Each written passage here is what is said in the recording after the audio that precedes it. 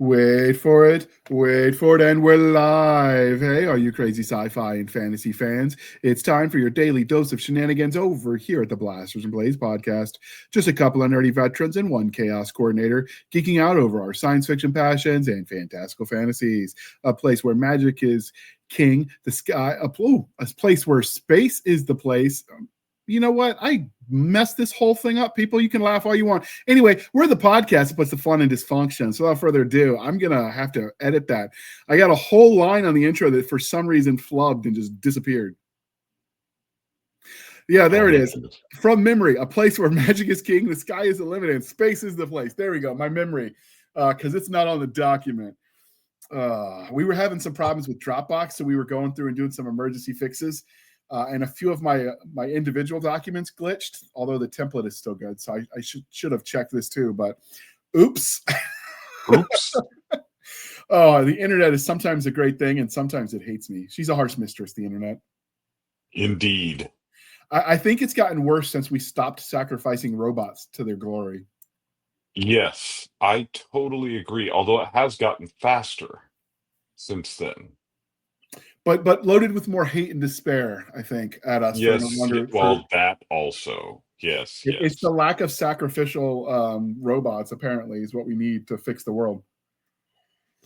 I agree. We could start with. Yeah, I would contend that Harambe would still be alive if we had kept sacrificing those robots. Mm-hmm. It's the great turning, I'm telling you. You may not be wrong. Jokes aside, Troy Lambert, can you please introduce yourself to our listeners and viewers at home? So I'm Troy Lambert. I'm an author of 30-some novels at this point, a whole bunch of short stories, a whole bunch of nonfiction as well. I write primarily mysteries and thrillers, noir type stuff, but I've also written some really fun humor books, which one of them we're going to talk about today. But I've written the Mac Boucher series, the Capital City Murders series, and the Karen and Cthulhu series, along with a couple others, handful of others that don't really matter, and a bunch of standalones that are kind of fun too. So that's me. And aside from that, he enjoys long walks on the beach where he hunts the sea gods and eliminates them so you can fish safely. Yes. Oh, indeed. Yes, on the beaches of Idaho. That's. I mean, there's that bridge too that you sold me last week. That was supposed to be some great scenery. It is. It's fantastic. Just you wait until you see it. Made entirely of potatoes, I'm sure. Yeah. Yes, for sure. So do you have this Texas has the steak samplers that they're known for. Does like Idaho they got all the ways to do potatoes when you go to a restaurant? Well, yeah, I mean, there's all kinds of ways to eat potatoes. Yeah, of course. I mean, and I grew up eating potatoes because we were poor, and the field next to us had lots of potatoes you could just go pick up after harvest, and so we would just have 100 pounds of potatoes. That would take us through the whole winter. So that was pretty cool. But Idaho has other great stuff too. But yeah, there's all kinds of million different ways you can get potatoes. In fact, I would say we do poutine better than Canada does. So I contend that poutine is a war crime every time. Oh, my friend, you need to have the right kind of poutine. Maybe I had some while I was temporarily a guest of Canada, and I thought it was horrendous. Actually, I found the Canadian poutine was not as good as a lot of the places in the United States make it. I think we do it better. But Canada, they probably apologize for theirs, and it's always on sale. So. It's true. So, I just keep thinking if Forrest Gump had been written about people from Idaho, instead of all those ways to have shrimp, his poor friend would be telling you about all the ways to have potatoes. Yeah. And they probably wouldn't have made as much off the Bubba Gump Potato Company restaurant. Probably not. Probably would not have been quite as big of a hit. No, probably not. But potatoes do give you vodka. So, I mean, there's yes. That. Well, yeah, other vegetables just fail to keep up. I'm telling you, potatoes can do all kinds of things for you. Kentucky is known for the bourbon. Is Idaho known for like the vodka distilleries then? I would think you'd have to be. There are some, but it's not really known for them necessarily. Potato vodka is generally Russian and Polish, interestingly enough. So they'll ask you like which style of vodka that you produce. But there's Grand Teton, which makes great local vodka, and then there's a local vodka that's called Party Animal, and it's some of the best potato vodka that you'll have, and it's really not that expensive. And for people that are like gluten free, gluten intolerant, all that kind of stuff, potato vodka is your answer Nice. because, yeah, gluten free. I've got one of my one of the readers of mine, a friend of mine that we've become friends, Cole. He hit me up one of the times we've been talking mostly about books, and he reminded me that I'm at a stage in my life where I don't have to drink the cheap rot gut stuff just because it does the job and get you there. That you can actually drink the liquor that just tastes good because you like it. So I've been on a journey exploring all kinds of like bourbons and whiskeys and vodkas, and every week we get a homework assignment, and I go to the liquor store and buy like one of the samples just to try it. Of course, I'm a lightweight at this point because I don't drink like I used to. So like that sample jar might actually be three tastings for me instead of just the one, right? Infants in me look back at that and be like, "Oh man, you're such a lightweight." But the one thing you don't think about when you're young is that alcohol has calories too. You know what I mean? A beer gut is a thing for a reason. Yeah, exactly. Well, yeah, and beer is among the worst. Among just the worst for you. And so many calories, just so many. Oh, it's just so bad. And that's the way you get hangovers. If you drink, the one thing you'll find if you drink higher end liquor, like I'm a Scotch guy, I love Scotch. If you drink higher end liquor, you don't get as much of a hangover because there's fewer impurities in it. Okay. The rot gut stuff, they just throw everything, whatever, and they, age it in a barrel for the minimum amount of time possible to make it viable, and then they just give it to you. So it's like, the oh, alcohol, that's terrible. It's the alcohol version of jambalaya or goulash, just whatever you got, throw it in there and Whatever you got, just throw it in there, and yeah, it's just terrible stuff. But then as you get older, you find things like, recently over the last few years, I found out that there actually is good tequila. Like, it doesn't have to be something that just you want to shoot and it just kills you. I have a bottle of tequila that my partner I got when we were in Mexico, and you can drink it, you can sip it like you would water. It's that it doesn't have the burn, and it's just absolutely delightful.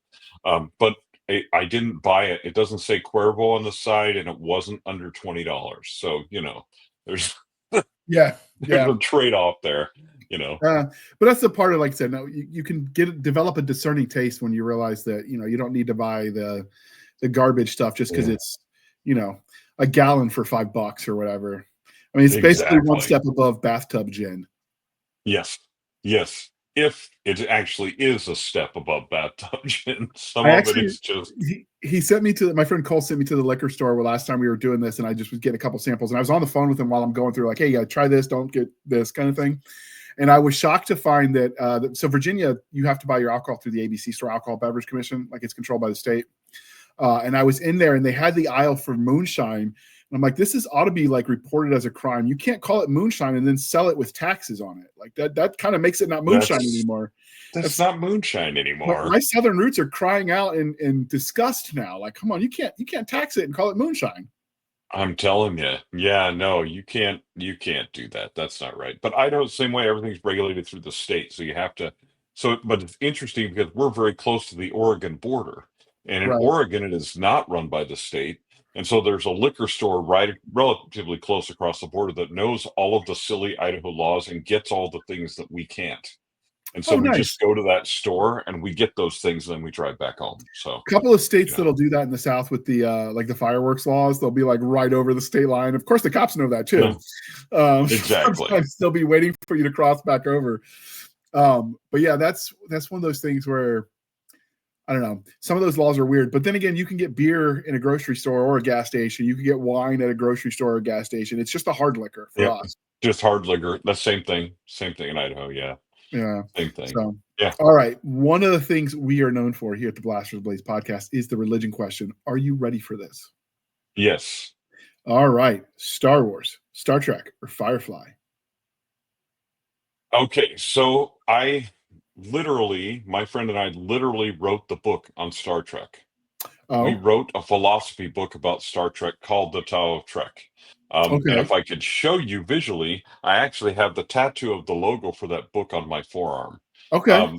However, I am kind of a bi-religious person in this area in that I believe that you can like Star Wars and Star Trek and it's actually okay. Oh, absolutely. So, But it yeah, is there's no battle. Yeah. there is the 3 properties are just the ones that are like available across various mediums, because some of the listeners are comics and graphic novels guys, some of them are just doing the movie stuff, and some of them are reading or listening, so it gives them choices that are across the medium. Because there are plenty of great sci-fi books out there that don't have movies, so some people would have never heard of them.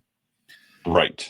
Exactly. My real problem with Star Trek is that it's almost too utopian. Like, it doesn't seem to take into account human nature, and like really people are doing things just for the joy of it in a world post money. Like, I mean, Well, I don't know. yeah, but it's interesting that every civilization that they encounter, well, not as much in the new ones, but in the older ones especially, every civilization that they encounter is humanoid and experiencing the problems that we experience on Earth with humans.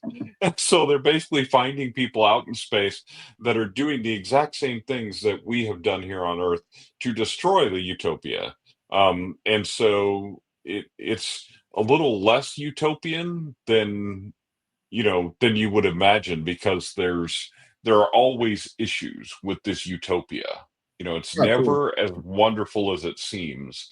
Um, but I do like the space opera type of Star Wars, where it's just this huge epic battle of good versus evil all the Oh time, yeah. because those lines are like in Star Trek. There's, especially like the original series and Next Generation, there's not a clear antagonist a lot of the times. I mean, there are those, oh, the Romulans, stuff like that, but there's in each episode there's a different antagonist. It's There's a mostly different thing they're man fighting versus the against. galaxy, Yeah. the Well, unforgiving yeah. nature of space nature. Yeah. That type of thing. So anyway, so it's just a different type of battle, a different type of conflict. But I mean, I enjoy them both, and I like Firefly too. Actually, I just like all of those. But I'm kind of just a sci-fi nerd, generally speaking. But I mean, if I had to pick, I would say Star Trek is one of my, and that's really because my uncle started me on. He took me to a Star Trek convention when I was like 7. Oh, I'm nice. walking around and seeing 3 different Spocks walking around. I'm wondering what in the world is going on. I have no idea, So that was kind of my first. It was just really kind of my first foray into sci-fi. Of course, it was in syndication at the time, and stuff like that. But I mean, it was one of my first things that I noticed that was like the people traveling through space and all that kind of stuff. So Yeah, I don't go to a lot of convention type stuff. I don't do well in crowds. But I've been to one where there's a guy that was dressed as a Klingon, and very believable like facial props that he did for himself. Like, it looked movie level quality. Some of those costumers were kind of impressive. And he was drinking with a guy that was supposed to be, one of the engineers on Star Trek for the original one. So he's wearing the coloring for engineering department, and they're having an argument in character about something in the world of the original series. And then they start getting drunk, and the guy that was the actual Klingon starts speaking in Klingon because he's so drunk that he's getting into the character. And it was just, I almost just sat back and grabbed the popcorn and just watched those two. They were so into it. oh Now, they yeah, could have been acting. He could have been sober and putting on a show, but it was late enough that and they've been slamming the liquor enough that I believed the drunk part. oh yeah, for sure. Well, yeah, like we've gone to a lot of conventions with this Star Trek book, and it's really interesting to see the levels that people will go to for cosplay. It's absolutely astounding. Like, some of them just spend fortunes on their costumes, and they're just amazing. And there's a guy that builds these replicas of the different spaceships from the Starfleet, and puts the little lights in them and little tiny figurines in them, and like spends hours creating these replica spaceships. And it's just what he does. He's so far into Star Trek that that's everything. It's everything to him.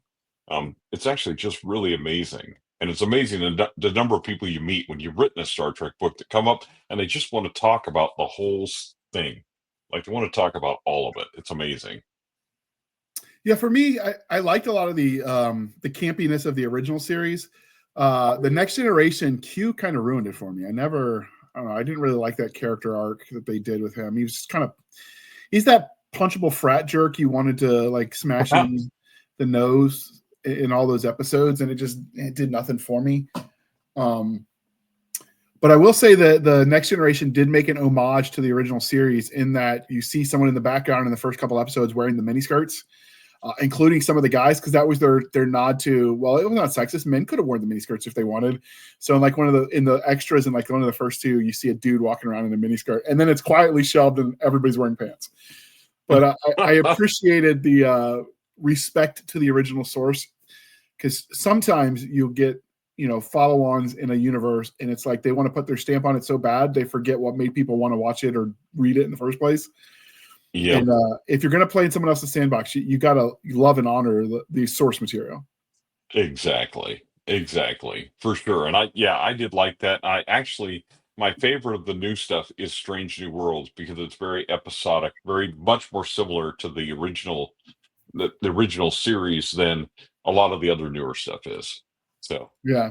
And the cultural significance the original one had, I didn't even realize. We interviewed years ago at this point Cece Akeke, who writes superhero fiction, but when we did the religion question, he actually brought up that the lady that played Ahura was like a classically trained actress, and she wasn't satisfied with what they were giving her on the role, so she wanted to quit. And I want to say he said it was like Martin Luther King Jr. like asked her like, "Hey, don't quit. Like, this is good for race relations, and you're doing more than you know." And she actually stayed in spite of, because of that conversation. It's one of those things where I'd actually like to dig more into like the behind the scenes kind of stuff. I just haven't found books on the topic that, but I'm right. You have to wonder how many other times stuff like that happens behind the scenes in movies that we just never hear about. Oh yeah, it's there's a lot of we dug into a lot of the events that happen behind the scenes in Star Trek, because we were focused on the philosophy of Star Right. Trek. Like, what was Roddenberry's philosophy? What was he thinking, and how has that evolved over the years and things like that? And there's a lot of those incidents that happen behind the scenes in Star Trek, where it was like, oh, this really was the actors and the actresses on the show standing up for. Uhura was very underpaid, and she was not making the same as the rest of the stars, and they actually went to bat for her and Oh, brought her pay up to match theirs, because they were like, no, that isn't the way it works. She's as much a part of the show and as important to the show as we are. We need to bring her pay up to what it needs to be. So there are all kinds of little things like that that happen in the background, where there were literal fights where, William Shatner and Leonard Nimoy went to bat for the other actors and actresses around them, went to bat for the principals of the show and said, no, this is not something we're going to do. And it's actually pretty fascinating. So yeah, it's we might have to do a separate episode about that, because that sounds like it could be something fun to dig into. I'm not for even sure. sure who we'd get as guests, but that could be fun conversation. Yeah, it's fascinating. Absolutely fascinating. Absolutely. All right. And because we are polytheistic here at the Blasters and Blades podcast, Game of Thrones, The Wheel of Time, or The Chronicles of Narnia? Oh my goodness. So I've done community theater for years, and I played Aslan in community theater, in a production of Lion, Witch, and the Wardrobe. Love the Chronicles of Narnia. Um, Wheel of Time, I struggle with the Wheel of Time. It's too much for me. It's too big. It's too much. Game of Thrones, I read a few of the books, then I deliberately avoided watching the series. Then I finally watched the series, and I was all on board until that last season. And that last disastrous season has just left a horrible taste in my mouth with Game of Thrones. So I haven't even watched any of the other spin-offs that have come out as a result of that. And to be honest, I also haven't watched Wheel of Time, because I've heard so many people say that it deviates so far from the original books that it's just not the same thing. So I don't know. So I would probably have to say Chronicles of Narnia would be my number one. Both of the others have their place, but yeah. So if you're not as sold on Chronicles of Narnia, what would your fantasy go-to be? Oh man. So I read when I was a kid. So even though I write mysteries and thrillers and stuff like that, I read a lot of sci-fi and fantasy when I was a kid. And the Shannara series and Terry Brooks was one of my favorites. I just kept Absolutely. reading those. Elfstones? Yes, Elfstones was one of my favorites. And I know he continued creating books, and I haven't read all of the newer ones and stuff like that. But I need and to now get his book. someone else is taking over the series. I Oh, just nice. learned that not very long ago. But someone else, he's kind of stepping back from that. Somebody else is taking over the series. And I'm great with that. And I should revisit some of the newer ones again, like I said. But when I was a kid, I read all of those that I could get a hold of. That was one of my favorite things. Was really Tolkien and Terry Brooks were two of my go-tos all the time. Yeah, I spent a couple years when I was reading those and rereading those, looking on the grounds for any, happen to find any blue glowing stones, to see if I found my own elf stones. Because I was, You find your own, yes. yeah. There's a funny TED talk that Terry Brooks does, where he talks about growing up, and his mom thought he was too into like reading and fantasy and all that. So she sent him outside, go outside and play, get fresh air or whatever. So him and his friends got on their bicycle, they grabbed broom handles and the 50-gallon drum lids to the big metal trash cans, and they started jousting in the street on their bicycles. And mom saw that. She's like, you know what? Go back to reading. Go back to reading. It's safer. Right. She freaked out. I'm just like, man, why didn't I think of that? Because I totally would have done that.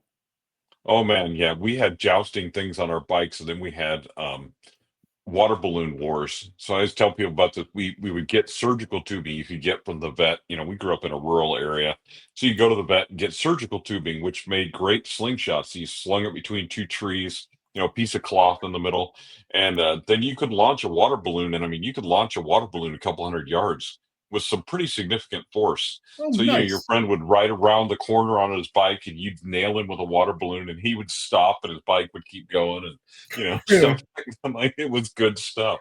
But That's yeah, awesome. but So, yeah, the all right. stuff So we did. we'll have to see if we can't get. I've got Terry Brooks on my dream list to get on the podcast. He's one of the ones that's up there for me. Him and Harry Turtledove, the ones I read as a kid that I'd love to pick their brain on an episode. Yeah. So, one of the crying shames of growing up and getting older and adulthood in general is we stop asking each other the important questions. So, thanks to one of our sponsors who helps fund the overhead of the StreamYards cost for us, we're bringing this back. So, sir, what is your favorite dinosaur? Oh man. Man, that is hard. That is a hard question. That is a difficult. That breaks up families at Thanksgiving. I thought But that's what Settlers of Catan was for. That too. Oh yeah, yeah. My son nearly killed me over a game of that when we were out camping one time. Anyway, so I love Tyrannosaurus Rex. I just love the whole, just all the skeletons and all the stuff. But I also love Velociraptors. There's just something about those things that's like ever since Jurassic Park where I'm like, now that's a dinosaur. So yeah, that'd be my top two. Hard to narrow it down. Yeah, I actually, for us, it wasn't the Settlers of Catan. It was the Axis and Allies board game. I don't know if you ever played that one. Oh yeah. And I happened to, for whatever, like we'd roll the dice to see who gets stuck with what nation. Because obviously we're all Americans. So everyone wants to play your own team, right? And so I was playing as Germany once, and we started winning. And I was told that was un-American. That if you get the German side, you're supposed to lose gracefully because that's the way God intended it. And I'm like, oh, someone forgot to put that in the rules. Yeah, no, we never did that. I remember my brother and I were playing a game of Axis and Allies, and like we almost killed our cousin over it because we had like we were probably 16 hours into that game, and we had it set up on the top of our dresser where we could just move it off and back onto our table or whatever, but we'd move it to the side so that we could live our lives in our room. And our cousin came by and like bumped the board and everything shifted. Like just Ooh. one of those where all the pieces just slid. And I was like, there's no way we could remember where we were at. And like, we were just ready to, I was ready to kill him. I was like, oh, you got to be kidding me, man. We had hours into that game, hours. Anyway, but yeah.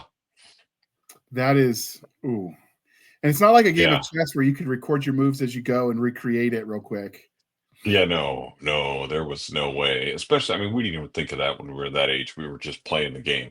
Yeah. So yeah, didn't even think about recording your moves or making note of where everybody was. We just, didn't have a cell phone. You could take a picture or something like that, like you The could now. benefit of that is we also didn't record ourselves doing stupid stuff and preserve the evidence. That is true. I often tell people, like, I think at some point in my life, I want to run for office because I really want to piece together some of the late 80s, early 90s when I was in college. And I'm sure that if I run for office, somebody will dig that up for me because there's no video and no cell phone pictures of what was happening back then. Yeah, So, I've you know, one of the scenes that when I was ghostwriting, I wrote a mystery novel as a ghostwriter. And so I talked to some detectives as part of the prep. The publisher hooked me up with these guys, and I did a Skype interview. And that was one of the things they harped on is like if you want a certain noir effects, you almost have to do it pre-cell phone because nowadays everyone films everything, and you could track the location, and they're filming themselves and basically uploading the evidence that's going to be used against them because they think they're going to outsmart insert whoever. Or the other part is, it's hard to be unaware of things when it's just a Google away. But he was telling me how many of crimes nowadays are solved. The first part of every investigation is just look online to see what their social media footprint is. hmm oh, yeah, So for sure. we were smart enough not to record ourselves doing stupid things and then sharing the evidence. Oh yeah. Well, and it's super interesting that so obviously I read a lot of mystery and thriller and stuff like that too. And so I was talking to I talked to a number of FBI agents, and it's interesting that 62% of the murder cases in the US still go unsolved. Like they're Oh, still, even with all the technology and stuff that we have, they still go unsolved.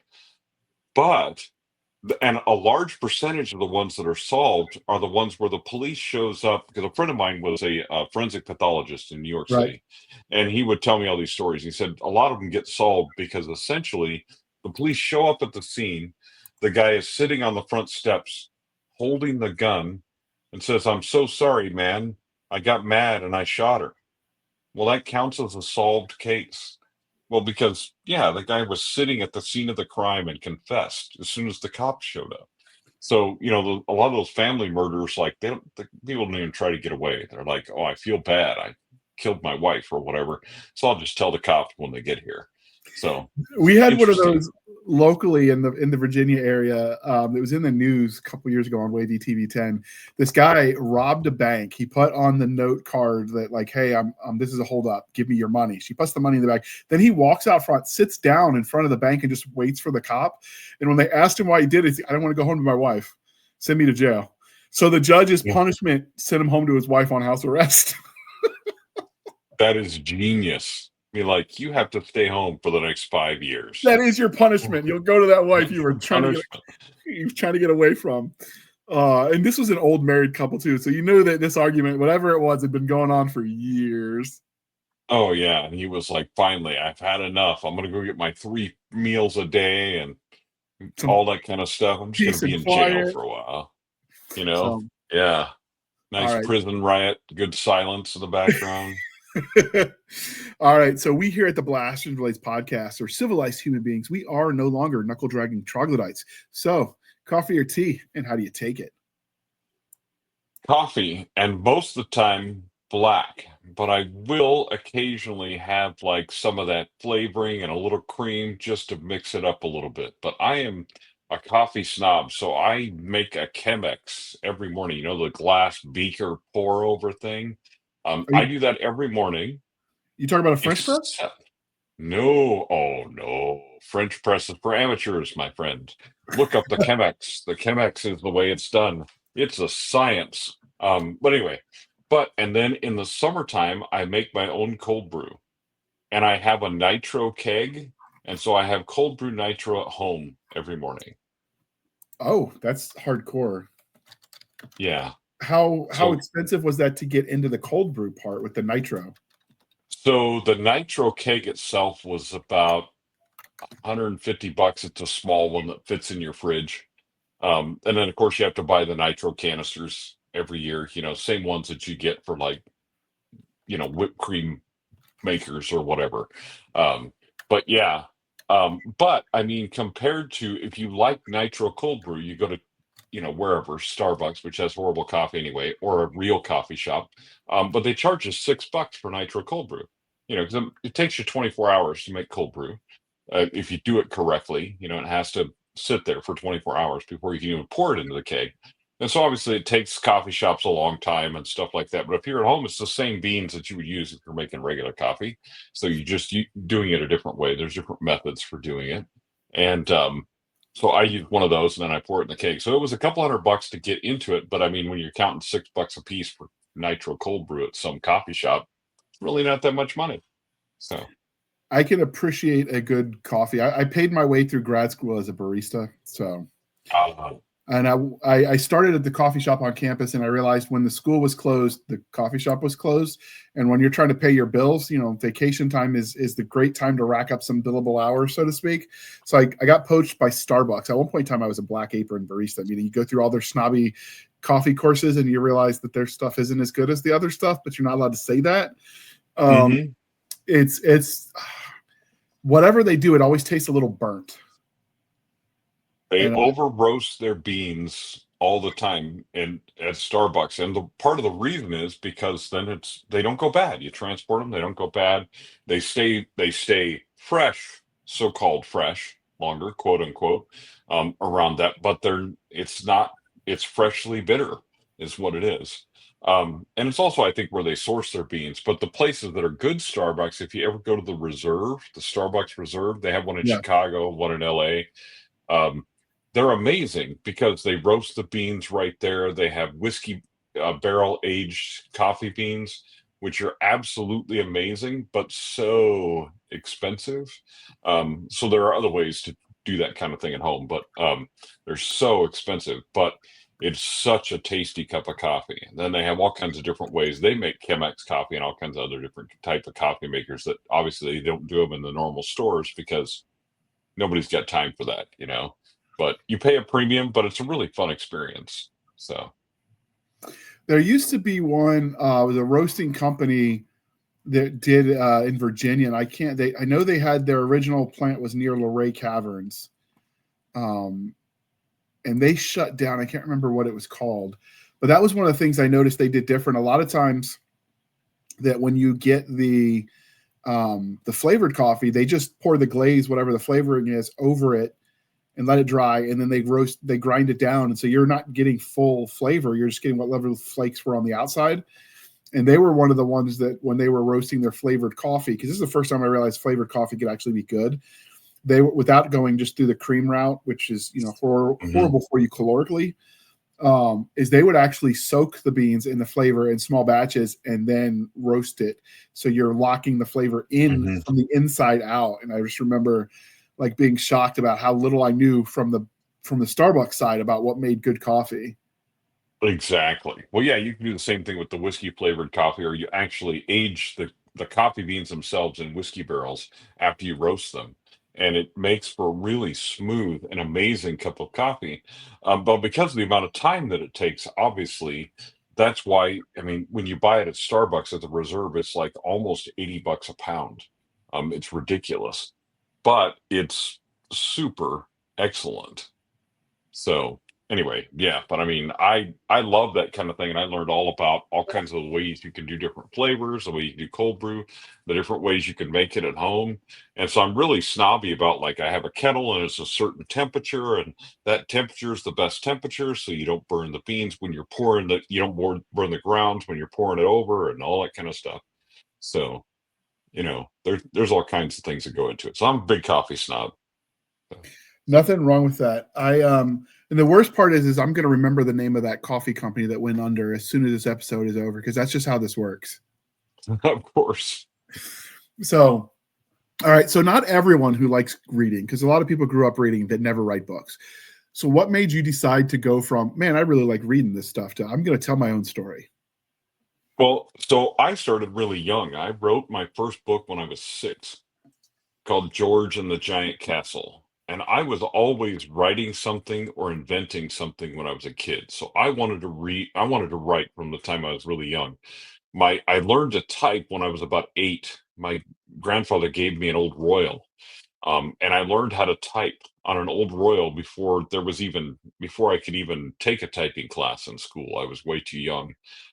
So I just kind of gradually learned the ways to type. So obviously, keyboards for me now are a blessing because I'm so fast because I don't have to pound the keys in order to make them work, like you did with the old Royals. So I started really, really young, and I knew I wanted to be a writer. Like, I wanted to be a professional writer when I was like 14, 15 years old. But all of the experts, of course, all your teachers and principal and everybody at your school tells you that's not possible. That's really cool that you're very creative, you write great stories, but you can't make a living at that. You should make sure that you have like a real job, you know, lined up, or a real career lined up. And so I'm like, okay. And so I went and tried that, and that didn't ever work out for me. So finally, I just exhausted all my resources and decided I needed to figure out how to make this writing thing work, or I didn't know what I was going to do with the rest of my life. And so that's what I did. So It would help if I unmute. Yeah. So we talked in the pre-show that you spent some time in the U.S. Army. So do you think that having spent time in the military affects the way you tell stories now when you're telling them, as opposed to when you first started? well, I think so, because I think there's first of all there's a certain level of authenticity to it. The one thing in the military that you find is you really have to be real. Like, there's no room for putting on a persona or putting on a show. Um, and then there's just certain ways that you find out about all different ways that the world works. And like for me, so I grew up in Idaho, in a very, I'll just say a very monochromatic culture. Uh, and then when I was a sophomore in high school, my mom moved us to Phoenix. And so I got exposed to, a lot more people, and it was really interesting, but it was still very much my inner circle, and where I went to school and all those different kind of things was still very, I'll just say very vanilla, right? And then you go in the army and you meet people from all over the world, because everybody gets thrown into the same units and the same pot. You're just all together all the time. And so I think, first of all, it introduced me to a lot more diverse people and a lot more diverse beliefs and things like that. So that definitely impacted my writing later on. But just also that mentality and that kind of, I've always had a certain amount of self discipline, but you get that discipline in the military too. So I'm very protective of my writing time. It's easy for me to discipline myself to do the things that I need to do. Um, so that has a certain impact on the rest of my life as well, but also just the way that I write stories is I feel like you can just be very true and very direct and very genuine in your storytelling, and there's not a lot of sugarcoating that happens, because you just don't that's not what you get in the military either. You get that, and some of that sarcastic humor definitely bleeds through as well. Yeah, I would say that. So when you write your stories, do you draw on people you knew when you served? Sometimes. I mean, there were some interesting people that I met along the way, and so sometimes it's a blending of those people. Sometimes it's kind of inspired by those people themselves. But I don't do a lot of that anyway. What I tend to do is I tend to, when I'm inventing characters, there are certain traits that people have that I'm blending into different characters. But like the detectives that I write are very much that ex-cop, ex-military type style of people. Because first of all, that's kind of the people that I relate to, but also because they have that same mentality. I have that mentality, and so it's easier for me to relate to them. Kind of write what you know type thing. So that they're often loosely based on people that I knew in the military, or based on those traits, those personality traits, kind of. Given what you write, do you feel like that influences you more, or just having grown up in the country? I actually feel like having grown up in the country, because so even when I went in the military, I realized, because when I was growing up, of course, when we all grow up, we think that our growing up is normal because it's the only thing that we know. And then you get out and you start talking to other people, and you realize my childhood was not normal for most people at all. Most people hear about the things of my childhood and they're like, "What are you talking about? Like, how in the world, that's just not the way that childhood works. And I'm like, well, it worked that way for me, type of thing. So I think certainly a part of it is me growing up in the country, because that also translated into different things in the Army. Like, I became a warrant officer's driver essentially because there was an old deuce and a half that nobody could drive. And I got in it and drove and just backed it up and backed it online. And they're like, how did you figure out how to drive that? And I'm like, I drove tractors and farm trucks from the time I was like 12. So this is nothing. This is easy. And they're like, really? Well, yeah, I don't know any better. It's just so it's interesting that it's kind of a combination of those things, I think. So. Yeah, that's one of the things you learn is sometimes don't volunteer when you've got skills they want. Like if you ever admit you can drive a bus, you will get no liberty because you're going to be spending your time running the bus all around post. And your time off will be the time when everything's already closed. So good luck.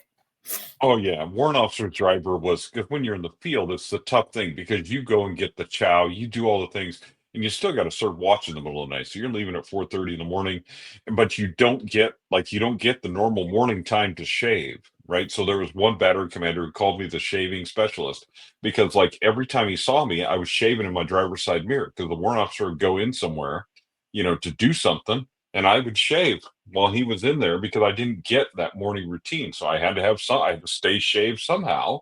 And so I would and every time he came out of the back of the battery, I'm out there shaving him. He goes, do you do anything but shave, specialist? And I go, no, sir, this is my MOS. I'm the shaving specialist. That's all I do is every now and then I just shave in the driver's side mirror of my Humvee because that's what I do. So it was just kind of funny, but because it's just a different, but it also, so I found out in the military that creativity is not always the most welcome at various points. They want you to do what you're told, follow orders, things like that. So that wasn't always the best thing either. But because I was a warrant officer's driver, I was kind of able to integrate with the warrant officers and kind of be that bridge between enlisted and officers. So I was kind of in a good place for me because I knew after I did 4 years and out because I was like, okay, this is enough for me. I realized this is not the place that Troy is going to thrive. But during that 4 years, I was able to, because of that unique position, I was able to survive without, get myself in real trouble because, I was part of that bridge between enlisted and officers. So I didn't get kind of slammed on like some people do. So, yeah. Yeah, I realized early on that normal was subjective because I'm colorblind. And so whenever anyone finds out you're colorblind, like, oh, what color is this? What, and I explain what I see. I know, if you look at these are the available color spectrum, these are the ones I can see, because the doctor obviously explains it to you when you get your diagnosis of being colorblind. Most of the time that happens when you're young, so they're trying to make it kind of interesting. So they tell you all the cool little bits. And everyone's like, what's it like not to see colors? And I'm like, I don't know. What's it like to see colors? And you realize quickly that normal is just subjective. Oh, yeah. It's so relative. So relative.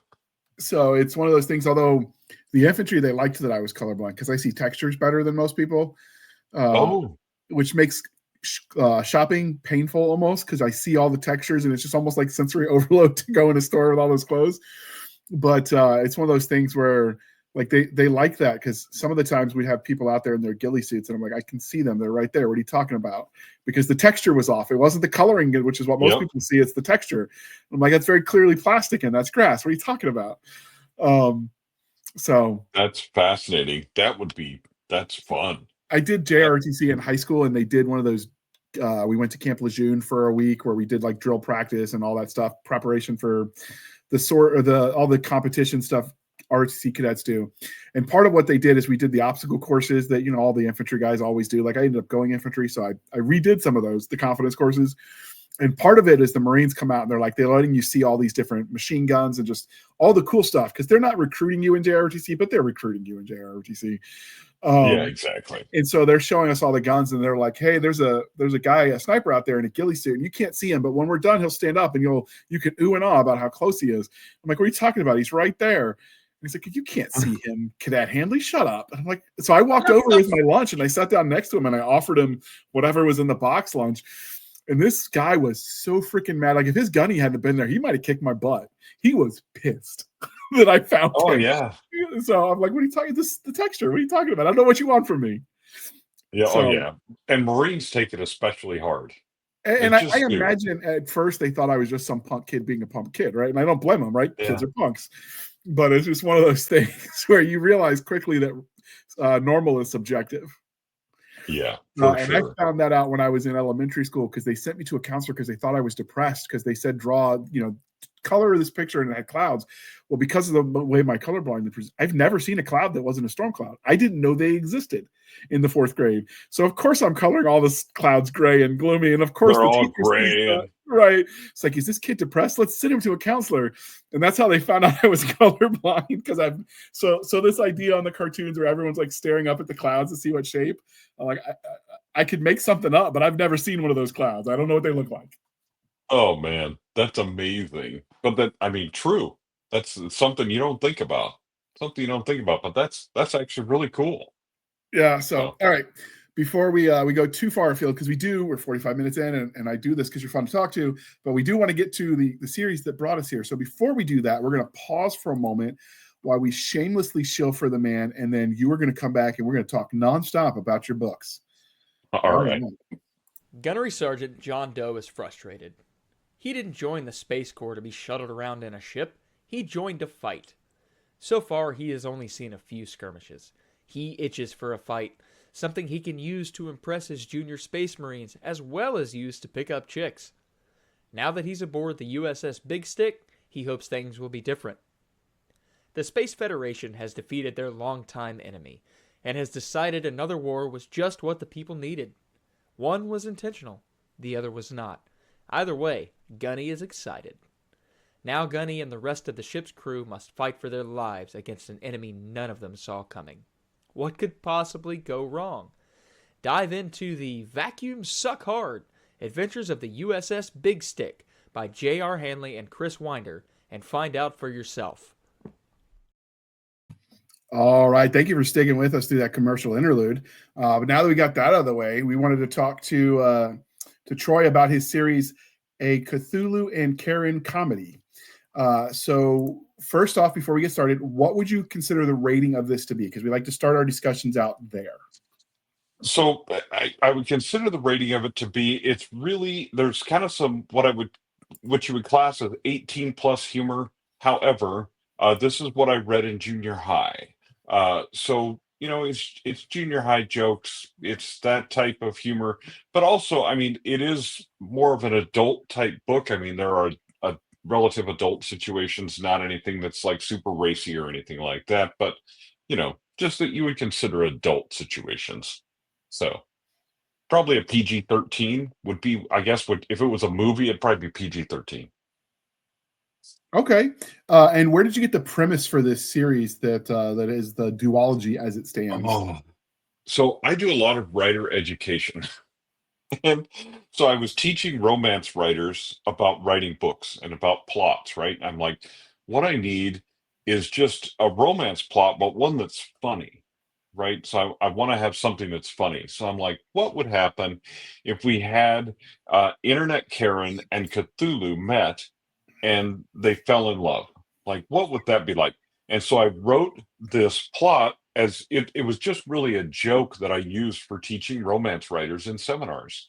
And every time that I used that in a seminar, people were like, I would totally read that book if you wrote it. And I was like, I am never going to write that book. That is the stupidest book ever. I'm not going to write it. It's just a silly plot that I made up. Well, obviously, as you can see, things changed, and I actually did write it. But anyway, the premise came from just me thinking, the epitome of evil from two different worlds meets. What would happen if they fell in love? So you definitely place it at a moment in time for the idea of Karen versus Cthulhu, because when I was younger, we didn't call them Karens, we called them Heathers based on the movie. Oh yes. So I it would have been remember that. Yes. Of course, now the youngins are like, what are these two old dudes talking about? Look it up, people. The internet is your friend. But yeah, so this is obviously early aughts then, I would say, when you started doing these classes? It was what? Oh, yeah. Yeah, it was. Oh, let's see. When was it? Yeah, early aughts. It was relatively early aughts when I And was so, doing these classes. And there was the Ken and Karen, and there was, the Ken and Karen guides that were like, whatever, watching some parade and, being jerks or whatever. And so, of course, I mean, there's always those people that are named Karen that come up to me and go, "Oh, that's just totally unfair." And I'm like, well, don't be a Karen, then you don't have to worry about it. So anyway, it's okay, so that is the premise. When you started writing this, was it intended to be a comedy? Was it intended to be a romance, or did you intend to do the tongue-in-cheek combination? yeah, I fully intended to do the tongue-in-cheek combination. And I'll tell you the quick story of how I ended up writing it. So we were talking about before the show how I wrote in 2020. So in December of 2019, not knowing that 2020 was going to actually be 2020, I decided I was going to do a million word year and I was going to write a million words in 2020, right? And I'm like, I'm going to do this challenge. And I can totally do it because I'm writing all this stuff anyway, and it's going to be super fun. I'm just going to do it. It's going to be super fun. And at the same time, a friend of mine was like, you know what? There's this short story challenge happening in 2020, and you should write a short story a week, every week for a year. Each one has to be at least 2,000 words long, stuff like that. So we'll talk about that series on another time on another episode or something. But anyway, but so I was doing all of that. So and then 2020 became what it was. Well, a lot of friends of mine that were writers were like 2020, they're like the world is terrible and falling apart, and they froze and they couldn't write. But me being who I am as a person, I dived into writing 100%. Like that was my escape from all the bad things that were happening in the world. So I finished my million words in November. Well, a friend of mine called me up and says, "Hey, are you going to do NaNoWriMo?" Which, for those of you that are listening that don't know, was now it's past tense, was a novel writing challenge where you attempt to write a novel, 50,000 words minimum in November.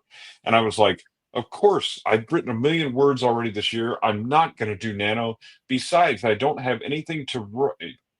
And I was like, "Oh, but I do have something I could write." And I'm like, okay, fine. I'm going to write this stupid book that I said I was never going to write. And I don't care what happens to it. I'm just going to write it and throw it out there into the world.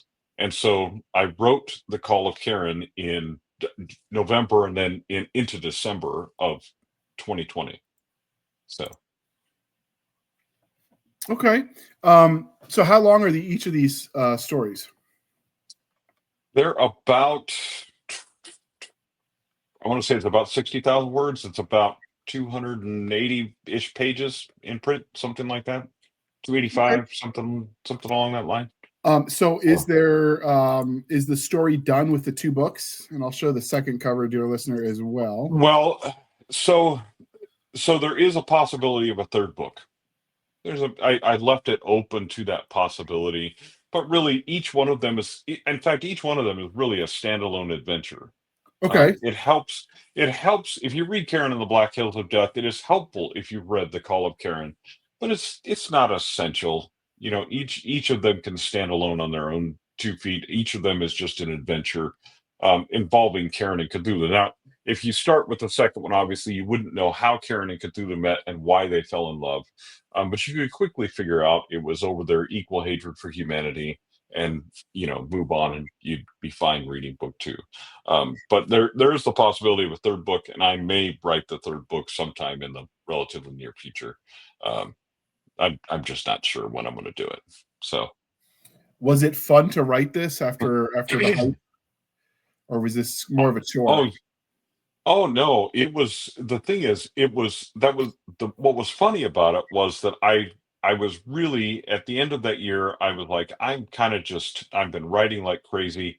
I don't even know what I have to say about this book. But when I started writing it, like it flowed like crazy.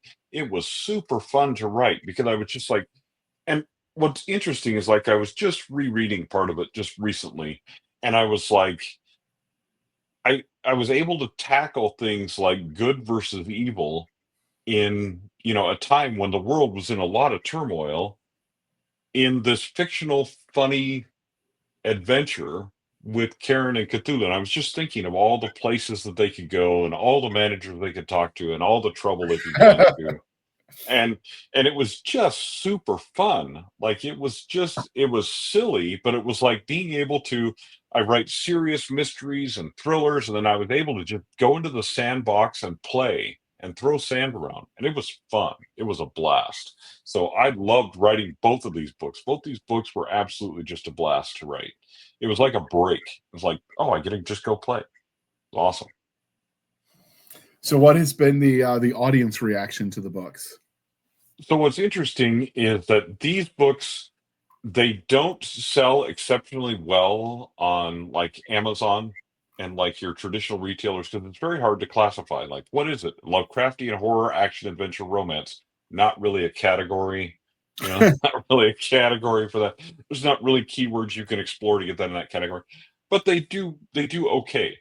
But at conferences and like fan events and selling them in person, they sell every time because basically you start reading the Call of Karen, and I people will pick it up, and I'm like, just read the first page of the prologue, and that's what the rest of the book is like. It's one long junior high joke. Just read that. If you like that, you'll like the rest of the book because it just keeps going. And so they pick it up, they read the first page of the prologue, and they're like, okay, and I can tell when they're reading at the table what part of the page they're on by their face. And inevitably and so at events I'll sell them by word of mouth because someone will buy it and they will start reading it and they'll tell their friend, hey, you have to go get this book. So it's just been really fun. The audience reaction to it of the people that read it, even though I don't sell as many of these as I probably would if I really put a lot of concerted effort behind the marketing of them and stuff, everybody that reads it loves it because they're like, this is just freaking hilarious. And I'm like, yeah, because it was just that's what it was. I was just writing one long punchline after another to see what would happen. So the audience reaction is really funny. There's a gal that runs a traveling bookshop around different uh, conventions and stuff, and that's where I sell a ton of these books through her. Because every time I see her, I just give her another stack of them, and then she tells me when she's out. And I just keep getting PayPal payments from them as they sell them at various shows across the country and stuff. Because people they think it's just such a funny concept, and they just have to read it and buy it. It's really funny. Yeah, I could see how that would be a hard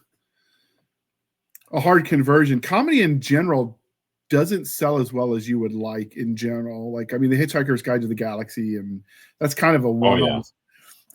People like comedy in other genres. Like they want comedy and romance mixed in with, insert whatever. But as a standalone, I know some people struggle with it. But then again, comedy's so hit or miss for people. Mm-hmm. And barracks humor versus, the gasping their pearls church lady versus, whatever else is out there. Oh, yeah. So when you did this, one of the things I knew, because I've only written one comedy novella, it was like 30,000 words. And the hard part was that everything had to be like layered meanings to make the jokes work. Was that difficult for you, or did it come naturally? Because for me, it took 3 times as long to write the one novella I wrote as it would to write equivalent words in a standard setting. It came to me pretty naturally. I've done a lot of theater and I've done some some actual stand-up comedy. So I'm pretty decent at improv and stuff like that. So it came pretty naturally. And before this, I had also I wrote another comedy novella. It's called Tilting at Windmills. It's a retelling of Don Quixote. And again, it's one long junior high joke. Super fun. So it came pretty naturally to me, but it is different writing jokes than telling jokes and like doing comedy on, like you really have to think about how it's going to hit. And I think that's why comedy is hit and miss in books and things like that. Because people are like, you're funny here at the table, but are you really funny? Like when you write things, are you really funny? And it's also different sprinkling things in, like having some comedic moments in your novel versus having the whole thing as setting it up like this book is funny. And so it really does require the best thing that sells this book is word of mouth. I mean, the first year that the gal at the bookshop, she came down to my table and she was like, "You got any new books?" I'm like, "Yeah, I wrote this one," and I tossed her Call of Karen. I'm like, "Go take it down and read it." And I sold like 8 copies in a row because she was sitting down in her bookstore and between customers. She was reading it, and she'd start reading, and you could hear her laughing down the aisle. And so people were seeing her read that, laugh. They'd like, "Where did you get that book?" And she's like, "Right over at that table over there." And so that word of mouth, when people actually see that it is funny, that's what sells the book. But me telling people it is funny, it's much more. That's why I make them read the first page of the prologue, because I'm like, I can tell you it's funny all day long, but you don't believe me, and I don't blame you, because we're told things are funny all the time that aren't.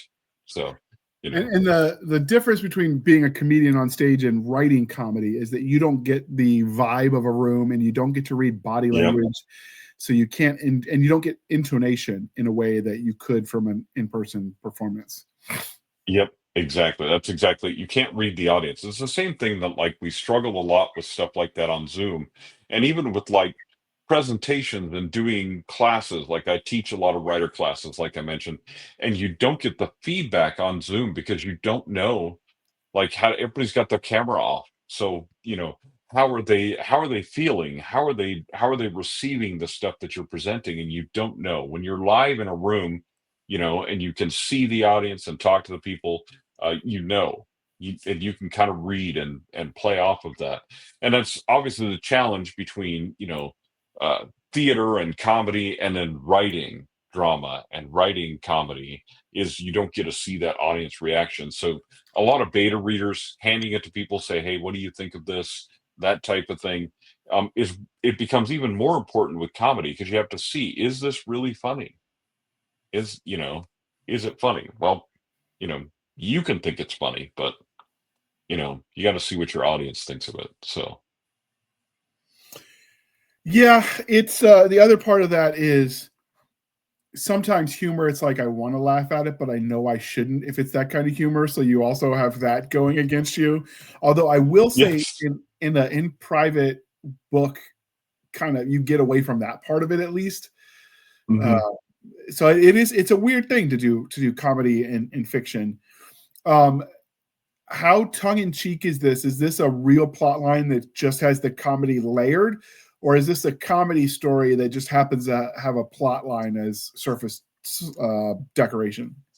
It really is a solid plot line. I mean, because I created the plot because I was teaching people how to plot books. So it had to be plot intensive, otherwise it didn't work for the class, for teaching the class.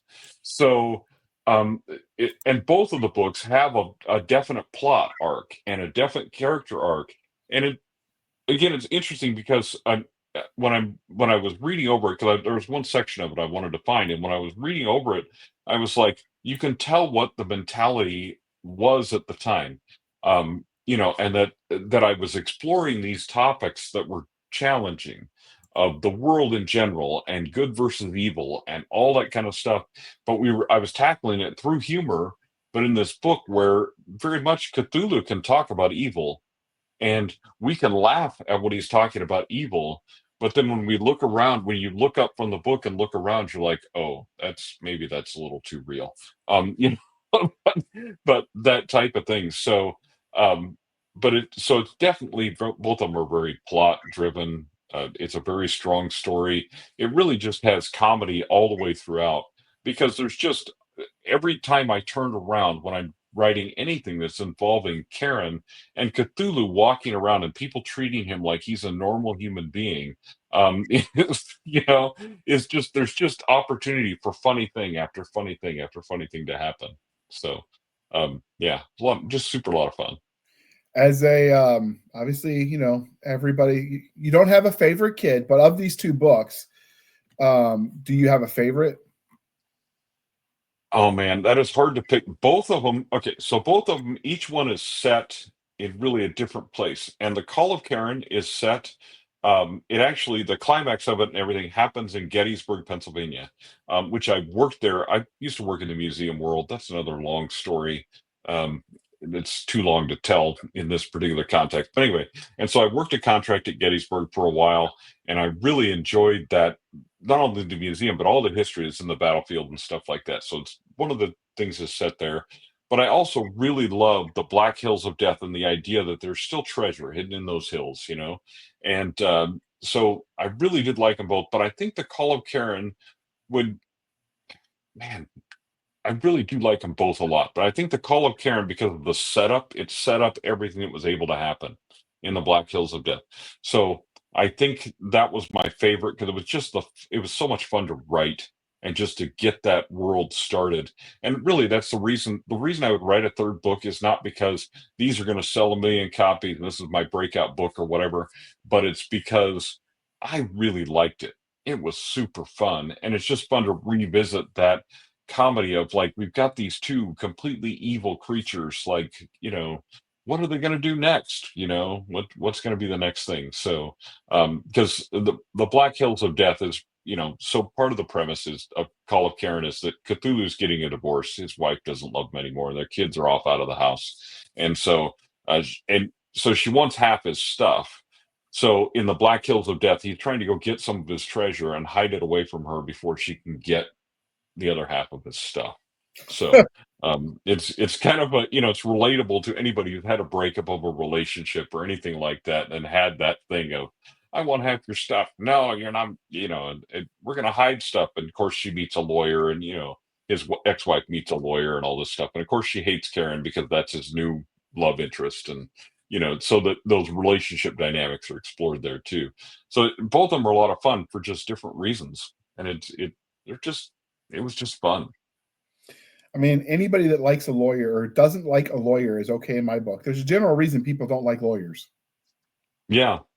When you know the number of people that have gone to law school, become lawyers, and then quit law and become novelists, like I know a lot of them that like, and I just always tell them law school is a great way to go learn a lot about doing research, write a lot of really boring stuff, and find insert passion here and go and do that for the rest of your life because the law school with the law was definitely not where you belonged. So But I'm it's not actually even pretty funny. Yeah, I grew up watching, was it Matlock and, you know, the O.J. Simpson trial. So, like, I really wanted to argue against Johnny Cochran. Oh yeah. Just because he was like the guy on the TV and I liked arguing. So I'm like, dude, I could totally do that. And then, of course, he by the time I graduated high school, he wasn't practicing law. So that dream was dead. And I realized that the law isn't like Matlock. It's more like, you know, someone hunched over in a cubicle. And I'm like, that doesn't sound as fun. Oh yeah, no, I was the same way. Like I loved debate in high school. That was one of my fun things that I just loved to do. And but I very quickly figured out that law was not the place where you were going to get to actually do that. Like you don't get to actually do that. So you could have sit in a cubicle and do research, and you're settling cases out of court. You're not going to court all the time. It just doesn't happen, you know. Not Anyway, cost effective. because I love like the Lincoln Lawyer, I love Matlock, I love all of those those dramas, and like one of my first novels actually features a guy who got his JD while he was in prison, you know, and I'm like, hey, it's a fun story, but it's very far fetched from reality. The reality of law is much different than that. Yeah, would they even let him in the bar if he's got a criminal record? Probably not. Well, it actually depends. So I did a lot of research on that. So it's actually like you can do it, but it's tricky. And it depends on the state too. It depends on Oh, the that's state fair. bar and all that kind of stuff. But I anyway, think so California has yeah. the state where you don't even have to go to law school. You just have to test for the bar. Yeah, you The just have to last one, pass the bar exam, which, which you know, there going to are law school helps, obviously. yeah, going to law school will certainly help you with that. And the other thing that, of course, law school will actually help you with is actually being able to understand the law and practice it when you're, you know, passing that test is not really, doesn't really prepare you for all the other things that you have to do. But anyway, So I just find it fascinating, the whole law thing. I just find it that there's so many people I know that they're writers and they sell books and stuff like that, and they're really good at that part of it because they learned a lot about business when they were in law school. that So makes they're sense. really good at the business side of writing, but they're great writers because they forsook the law and and came into the more creative end of the world. I came So, at it through academia as well. Got my master's degree in history and realized there's no money in it. oh, yeah, I I was get in the the joke. museum world, Yeah. historian, all that kind of stuff, and like, oh my goodness. Anyway, the You stories want I could flies with tell, it, right? It's basically what it comes you down to. know. Well, yeah, I mean, the problem is that so really what was happening for me was I was trying to find a place to apply my creativity where I could actually make money that was other than writing books. Because I couldn't see my way to how am I going to write books and make money, right? And survive and support my family. So I've got to do these other jobs, but I'm constantly looking for some kind of a creative outlet that's going to satisfy my creativity and also make me money. And guess what? It didn't exist. I mean, there was nothing that satisfied that creativity for me the way that writing did, and nothing ever was going to, but I didn't understand that. I was just bumping through life, bouncing off of careers. I just tell people 30 years of careers and hairnets and name tags, and I finally figured out that maybe I should be a writer like I planned to in the first place. So, you know. So speaking of writing, we'll get back on track because it's just, we've been Oh bouncing yeah. around ideas like this. Has been fun.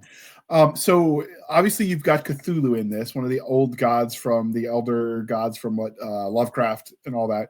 How invested in the Lovecraftian lore do you have to be to enjoy these novels? You don't have to. What's interesting, you don't have to be. So, like some of it, I explain, and it's a part of the story, but you don't have to be super vested in it. But if you are, there's little treats, little Easter eggs in there that you'll be like, "Oh, I know that character," or "Oh, I understand that." Where there are other readers that just think, "Oh, that's a funny name for a character," and they keep reading, throughout the book. So it's you don't have to understand the lore. You don't have to be. I didn't want to go really deep into it because I didn't want it to be that story. I wanted to be an homage to that story, but a definite break from it, and just this is an alternate telling of what happened if Cthulhu got divorced and decided that, went on vacation to Delaware and fell in love with Karen. You know, so you don't have to be super into the Lovecraftian thing, but you will find some nice little Easter eggs and nuggets if you are that you'll be like, oh, I see where that came from. So, So it's which rooted of there. how many of the other gods made it in? Actually, there's only one other than Cthulhu's wife and his sister. So there's only one of the other elder gods that made it into, and he's the same one as in both books. It's kept very simple. Once you understand who he is, then you can follow him throughout the two books. You don't have to know much more about him.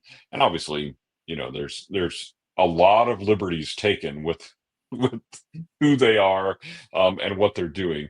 And I thought about going deeper in the third book, and I decided I just wasn't going to. If I write a third book in this series, it's going to be along this same line where it's an homage to Lovecraftian horror and that type of thing, but it's taken some liberties and gone its own direction.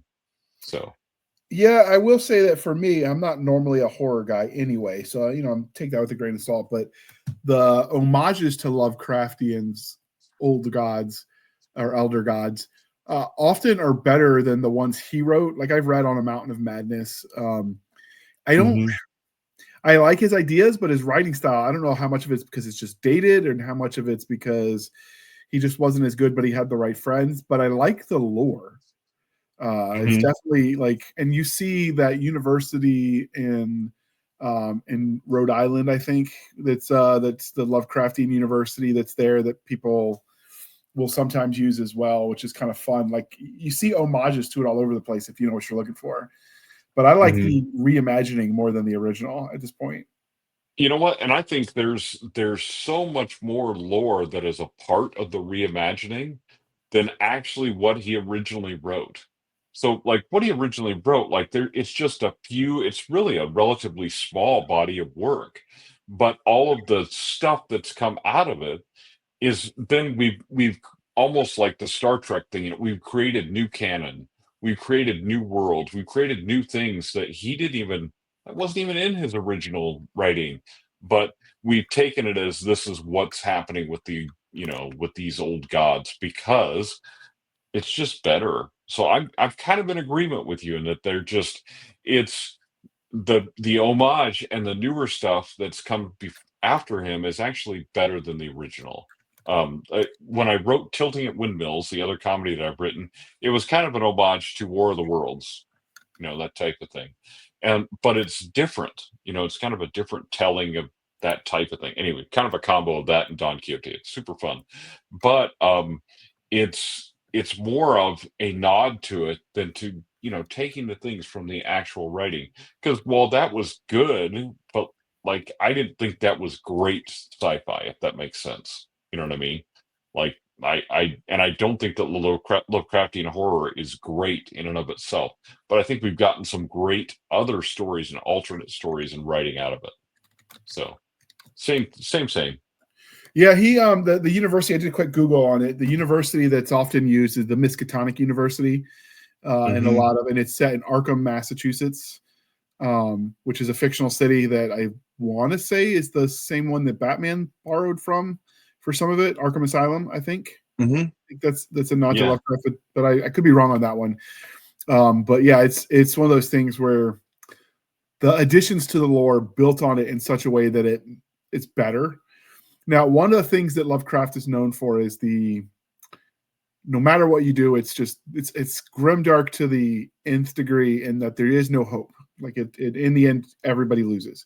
Did you lean into that when you wrote this, or does this give you a happy ending?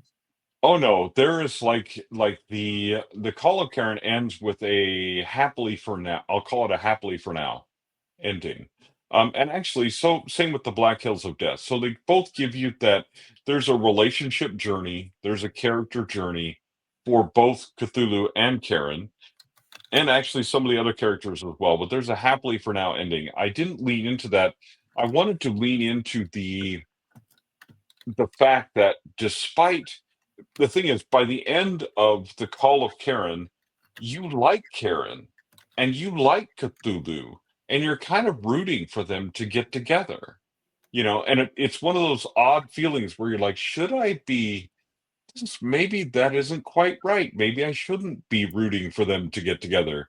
But yet, in a way, because of their character growth and stuff like that, is taken as, this is just who they are as creatures, as people, and they have feelings, and they accomplish victories, and they do extraordinary things that they shouldn't be able to do, because that's what story is really all about. So I did not lean into the Lovecraftian dark thing. I have written some noir that's a little more into that, that you know doom and gloom type of thing. But even a lot of my noir type stories they come with a happy ending, because there's some kind of a hope, at the end of it.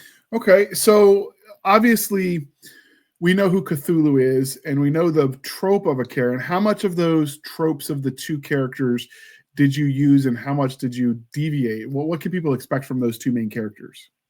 So Cthulhu is very deviated from Cthulhu, because part of what I wanted to do with it, because of the humor of it, is Karen is much more evil than Cthulhu.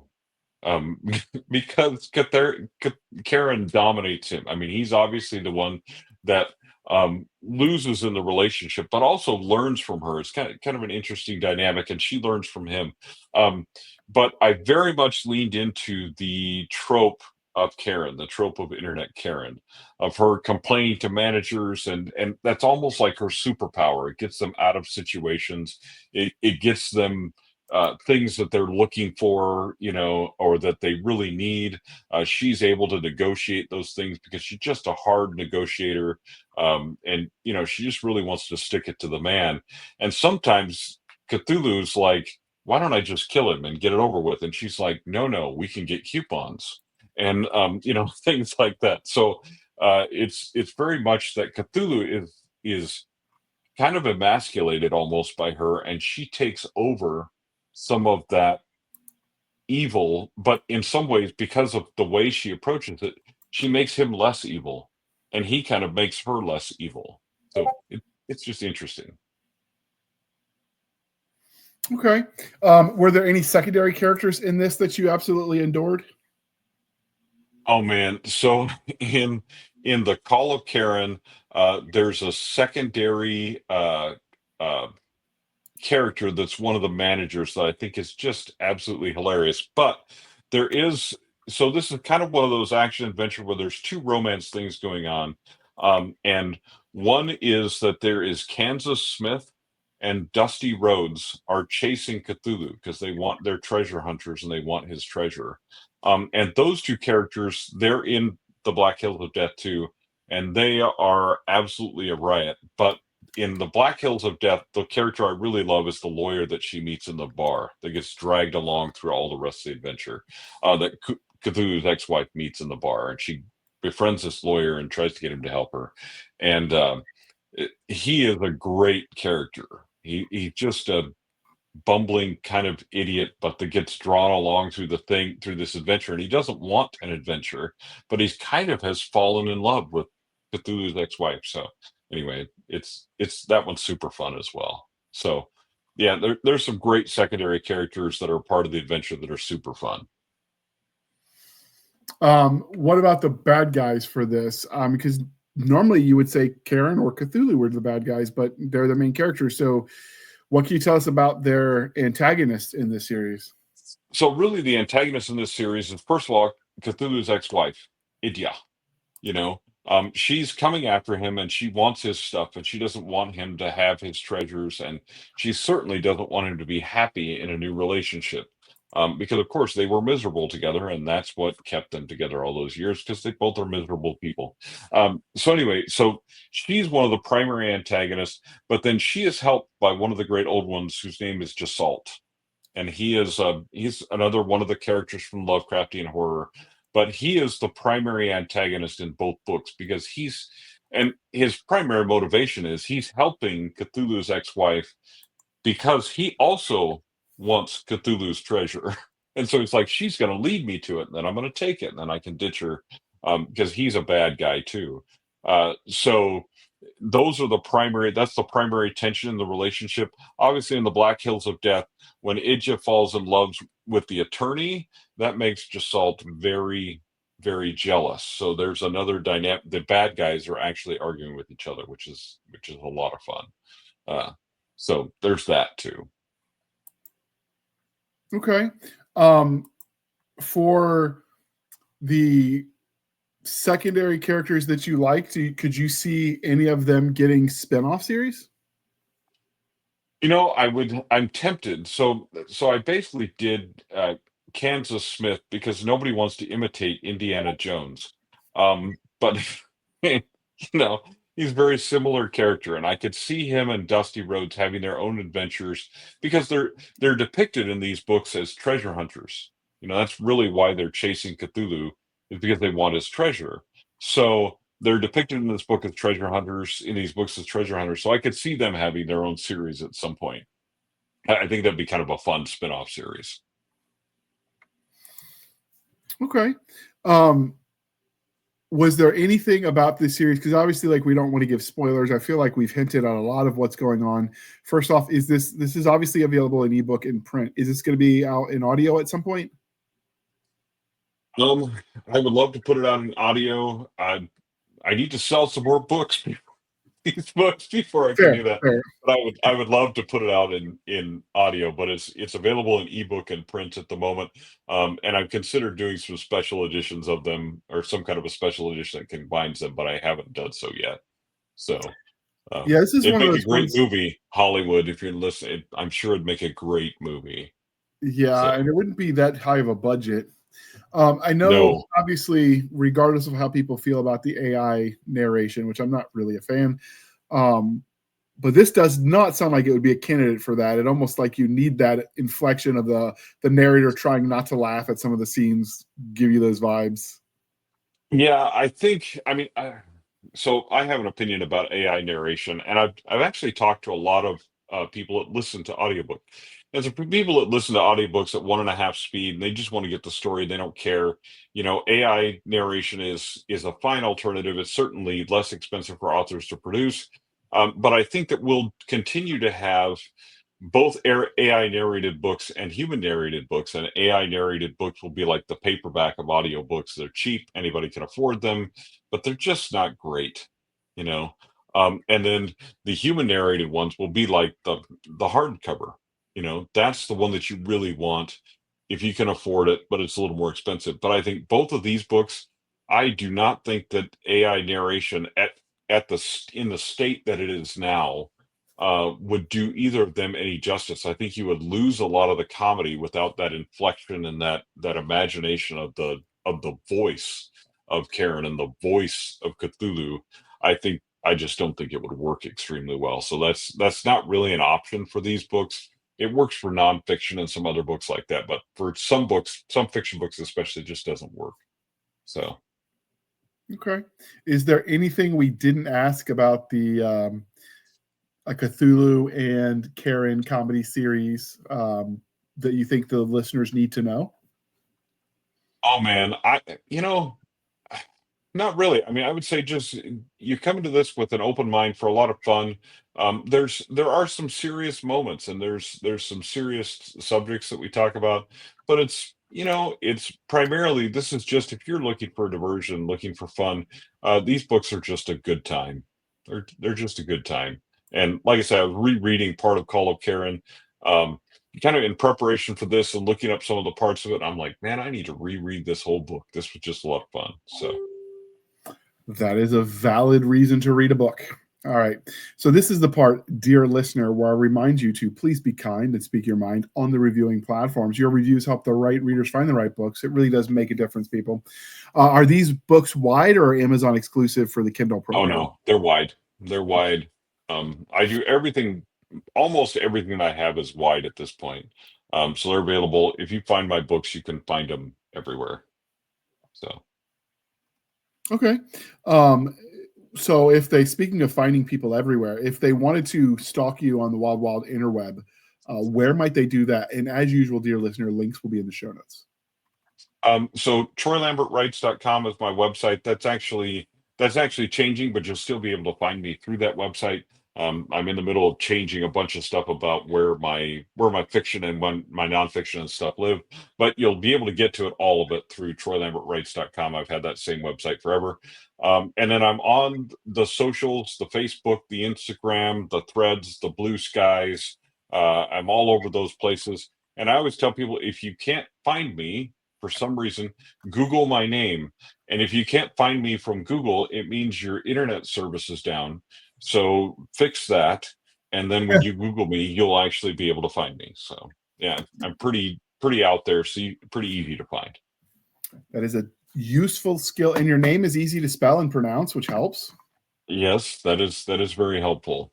Thank you, Mom. Appreciate that. Yeah, One thing she did there was for me. a politician I saw who was like, I don't remember what party, just that she was one like in her 20s wanting to challenge the establishment. I'm like, hey, yeah, we need more young people active. But all I remember when I saw her name was thinking, oh, you're poor thing. You need a pen name for your political career, because people can't spell your name. They can't find you. Yeah, they're never going to find you on Google. They're never Right. going to find you on Google.